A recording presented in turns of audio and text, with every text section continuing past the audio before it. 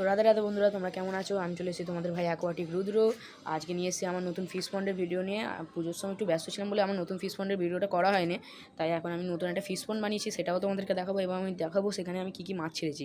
আমার একটা ভাই এসে এবং আমার থেকে মাছ নিতে, আমিও তার কাছ থেকে মাছ নিয়েছি, এনে ছেড়েছি, সেগুলো তোমাদেরকে দেখাবো। চলো তাহলে তোমাদেরকে দেখিয়ে দিই আমি আমার ফিশ পন্ডে কী কী মাছ ছাড়তে চলেছি এবং কীভাবে আমার ফিশ পন্ডটাকে ডেকোরেট করেছি। তো বন্ধুরা, তোমরা দেখতে পাচ্ছ আমার এটা একটা সোলার বাক্স কিনে এনেছিলাম মাছের বাজার থেকে। এইটার দাম পড়েছে আমার 100 টাকা। আর এখানে আমি সিমেন্টের লেপ দিয়েছি। এই সিমেন্টটা আমার 60 টাকা সিমেন্ট আনতে হয়েছে।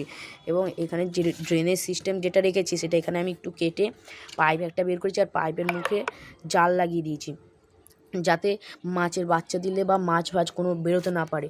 ওভারলোড জলটা এখান দিয়েই বেরিয়ে যাবে।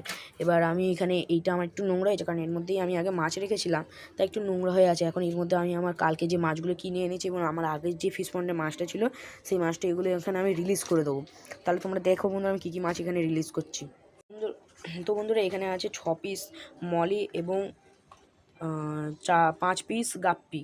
এই মাছগুলোকে আমি এখন এখানে রিলিজ করে দেবো। আমার অ্যাক্লিমেশন করা হয়ে গেছে, তাই আমি চলো এগুলো রিলিজ করে দিই।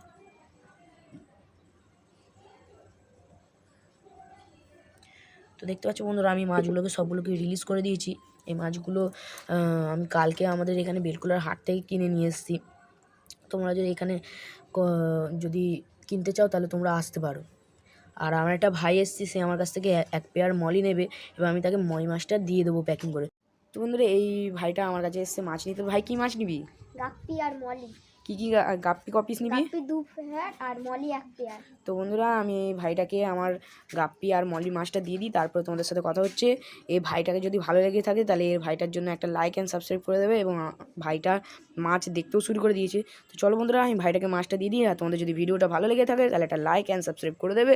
পরবর্তী ভিডিওকালে দেখাবো যে আমি বড় মাছ কী কী এনেছি হাট থেকে, এবং আমি আবার সামনের সপ্তাহে যাবো মাছ আনতে। তো সামনের সপ্তাহের আপডেট তোমরা ঠিক পেয়ে যাবে।